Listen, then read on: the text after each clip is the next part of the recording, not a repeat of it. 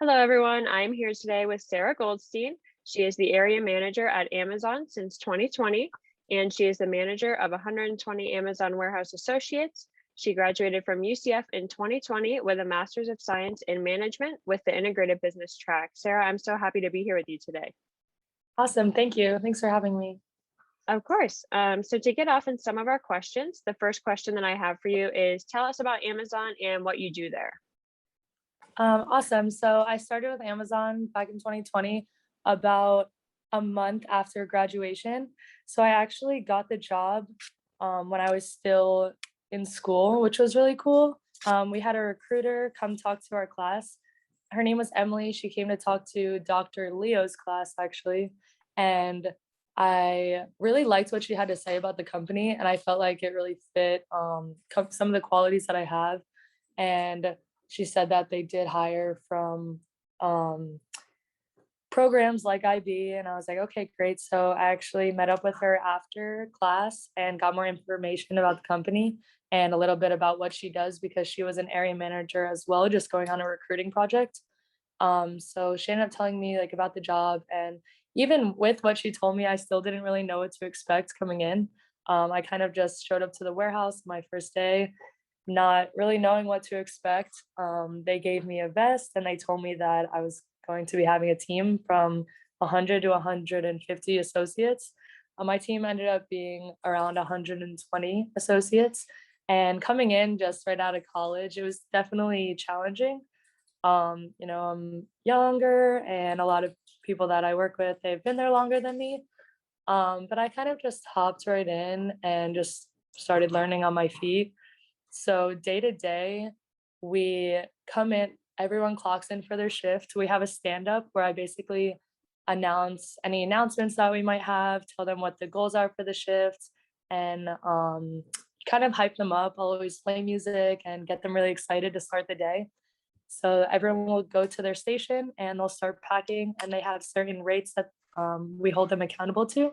And we'll make it fun. I'll run like competitions with my associates and, just get them excited because it's a really awesome place to work, but you never know what these people they're coming in with. So I always try to make it enjoyable for them and not to feel like, oh, like I have to be here and it feels like, like work. I mean, work can be fun if we make it fun. So I always try to make the experience really enjoyable for them. Throughout the day, I'll make sure I'll be tracking their rates every hour and make sure that they're hitting their rates. And if not, engaging with the associate, coaching them, making sure like everything's good. I have two process assistants that help me out because it is a lot. Um, Basically, a lot's going on. We have to cover jams throughout the day with all the conveyor systems. They jam up a lot, and we have to cover those.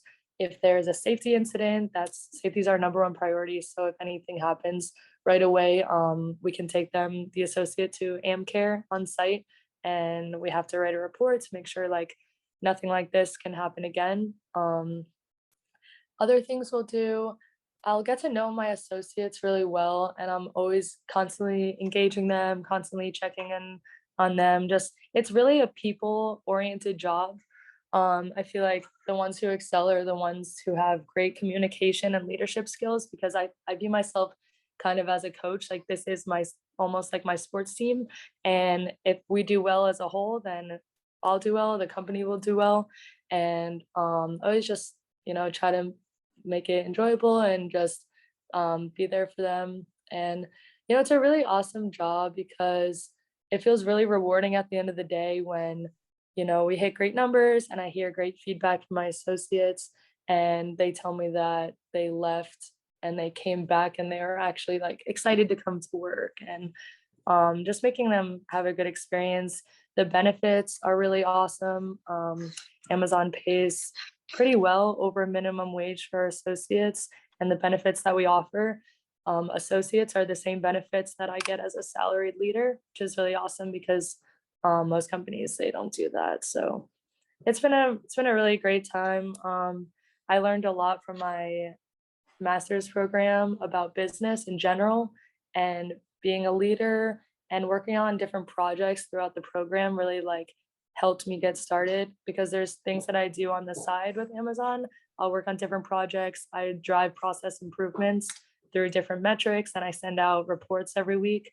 So that definitely helped me get started on there and working as a team. So IB is really focused on group projects and teamwork, and that's kind of what you're going to see in the real world. So it was good to get started on that with the flipped classroom style. It really helped me get prepared to start working with a team. Well, great. That sounds awesome. It sounds like you make the workplace a lot of fun for people as well. So that's awesome. Alrighty. So the next question I have is, can you tell us about the promotional opportunities that there are at Amazon? Yeah, awesome. So if you come in as a college hire, you start as a level 4. And level 4 is basically where you start as, so there's process assistant. So the assistants, where associates who are basically tier 1, they have the opportunity to get promoted to a tier 3 if they're with the company for 2 years. And then eventually level 4, we do a lot of internal hiring, and the external for college hires, we go straight to a manager, which is level 4. The next level is level 5. So basically you're an area manager too. You're still in the same role, but now you're given more opportunities to work on different projects.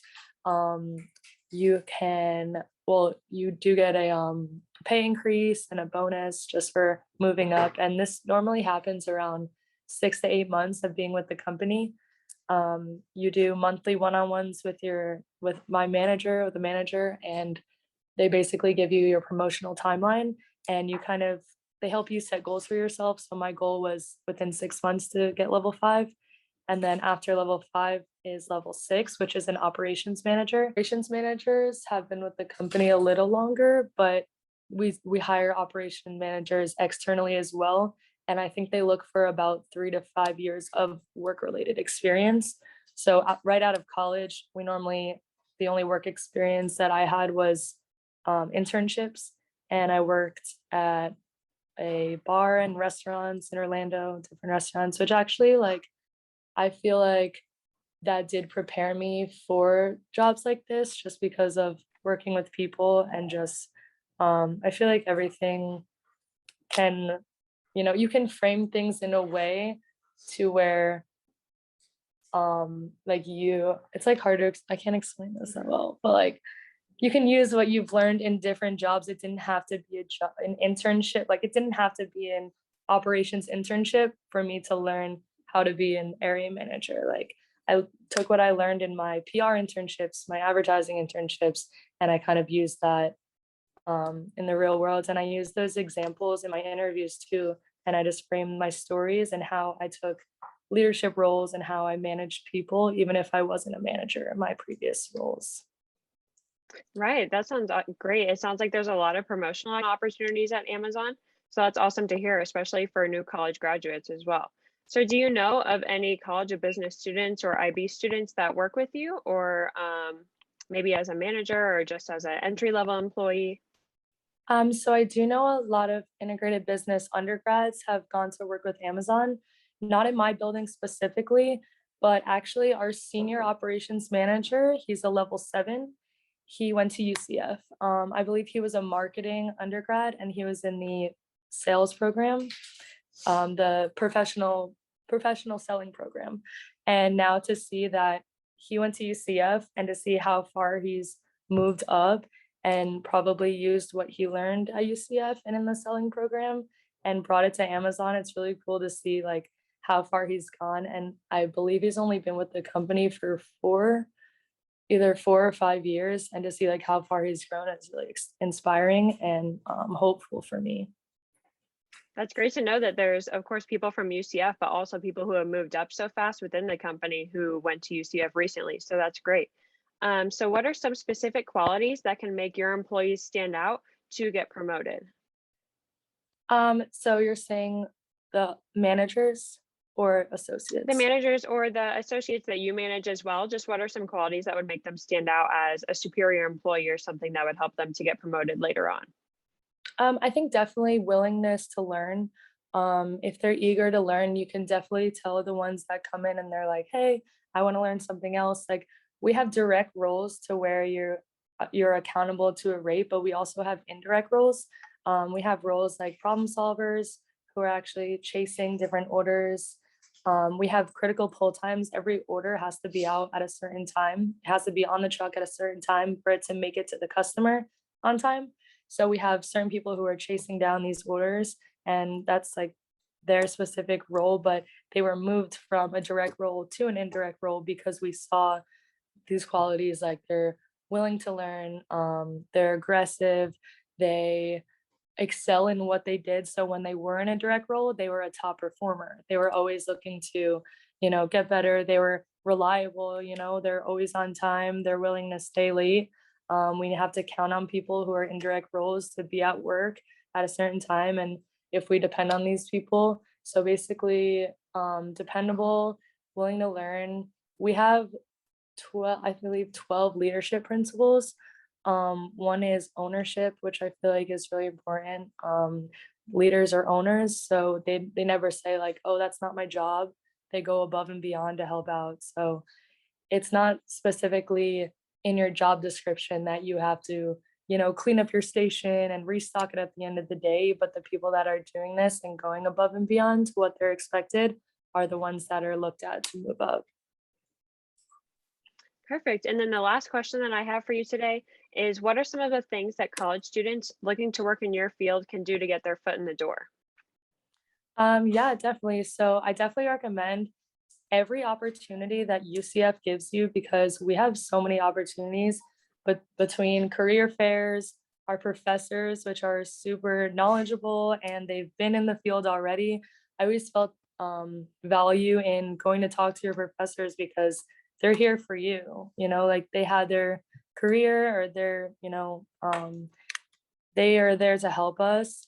So every career fair opportunity, I know the IB program will have booths set up just in the business, business building, just different companies, like just go talk to them. My recommendation definitely, I heard it's not what you know, it's who you know, and that's definitely like super applicable in the real world because it's the people that are going to get you the job.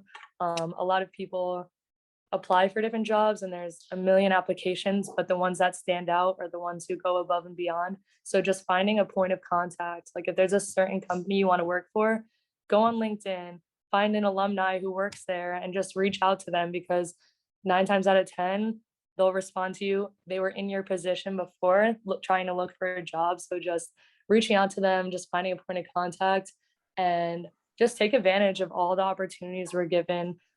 I believe we still have career fairs. I don't know if they're virtual now because of COVID, Yes, but they're just in going to talk person to this people. semester. Oh, they are awesome. Yeah, I know career Yes, so fairs we were have the like my invitational. favorite.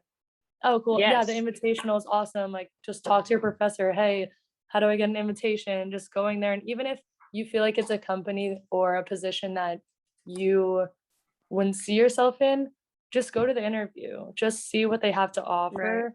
I know I went on probably 100 interviews throughout my undergrad and master's program because it's good to have options. Like you don't want to throw all your eggs in one and you want to be able to have something to choose from.